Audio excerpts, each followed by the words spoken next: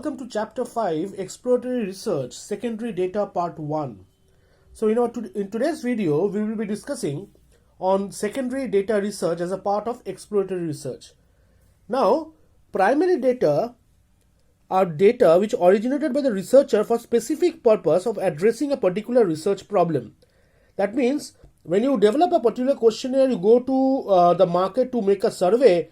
The survey is done based on a specific research problem which you already have identified. Whereas, in case of secondary data, the data collected for some purpose other than the problem at hand. So, this is mostly done in order to find out the research gap or to identify certain literature which previously has studied on the same kind of research problem which has been highlighted. So, a primary data are originated by a researcher for a specific purpose of addressing a particular problem which you have, or the research problem. The collection of primary data involves basically certain steps in a research process. Now, obtaining this primary data can be very, very expensive and time consuming. Whereas on the other side, if you compare the secondary data are the data which have already been collected before for the purpose other than the problem at hand. So, this data can be located quickly and are basically inexpensive in nature. So, it doesn't cost much. So, you can refer to maybe certain journals, like Journal of Academy of Marketing, say for example in case of marketing, or else Journal of Marketing Research, Journal of Retailing. So, these are a few of the journals which you can refer. So, what is the major difference between this primary data and secondary data? The major difference between this primary data and secondary data is that primary data will talk about the exact problem which you have in your research problem, which you have identified, and survey of that particular data. Whereas on the other side, secondary data will talk about more of a literature review kind of a concept. Collection purpose, primary data very involved because you have prepared a questionnaire and thereafter you are doing that particular survey and collecting that particular data. So, primary data is collected via survey. But on the other side, secondary data which is available in the literature, you can go to certain website, a browser, where from you can collect those information. The cost relating to collection for primary data is compatible very, very high. It requires huge amount of time. Whereas on the other side, secondary data, the cost is relatively low and the collection time for secondary data is compatible easy, as well as that it doesn't require a huge amount of time for that. Now, where from we can search for secondary data? Our topic is on secondary data. Now, we can go to Google Scholar, where we can type our query with respect to our research problem and can search. Or else I will highlight one more important website, which is ResearchGate, which is basically a directory of all various kinds of research which has happened. So, you can search data from those websites.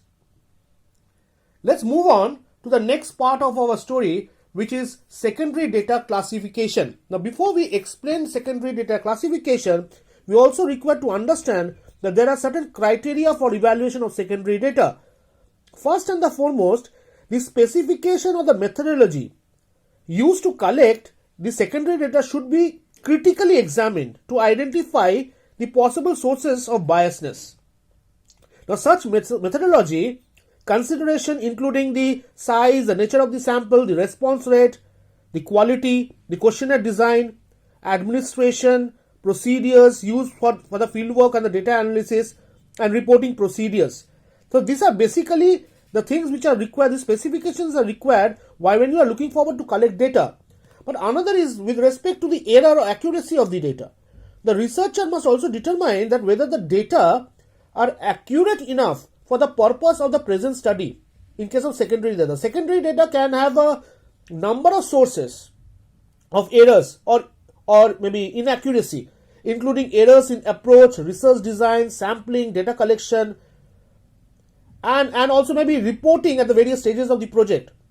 So, moreover, it is difficult to evaluate the accuracy of a secondary data because the researcher did not participate in this particular research, because you are basically collecting information only directly from the web or else from the library or else books. Now, secondary data can be classified under two broad heads. One is internal, another is external. Now, what it means? The internal means that the data available within the organization for which the research is being conducted. Whereas external data means the data which originate externally to the organization. Now what it means? Now internal data are those generated within the organization which the researcher is where the research is being conducted, so within the organization. So this information may be available in a ready to use format, such as the information which are there supplied to the management for certain decision making. On the other hand, this data may exist within the organization and may require considerable processing before they can be used for further research.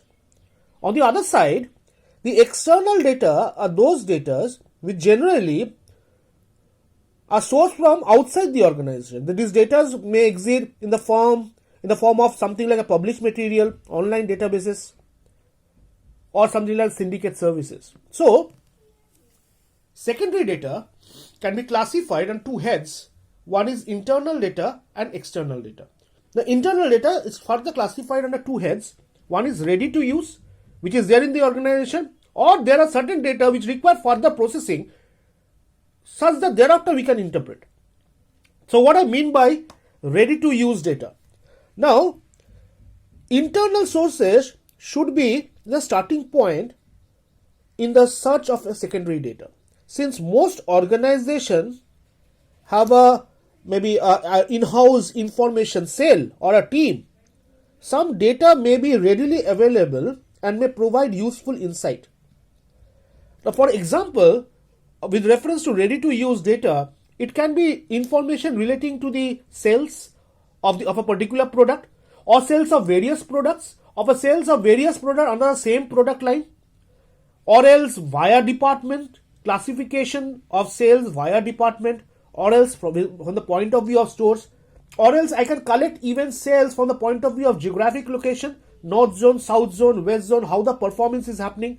It can also be from the point of view of consumers who are purchasing. What is their basket size? So internal sources are basically ready to use. What I mean to say are data which are available within the organization, wherefrom you can directly check those data and can interpret a certain amount of information or insight in your research. The second part is which requires further processing. Now, in order to explain which requires further processing, we require to understand what we mean by the term database marketing. Now, database marketing involves the use of the computers to capture and track consumer profiles and purchase decision. Now, what it means? It requires computers. Now, database marketing involves the use of computers to capture and track consumer profiles and purchase details. That is what is mentioned. Now, this secondary information serves as the foundation for marketing programs or whatever research problems you are handling, or in an internal source of information relating to consumer behavior. For many companies, the first step in creating a database is to transfer this raw sales information, which they have found with reference to sales or sales call report or on invoices, in a microcomputer, and they use certain softwares.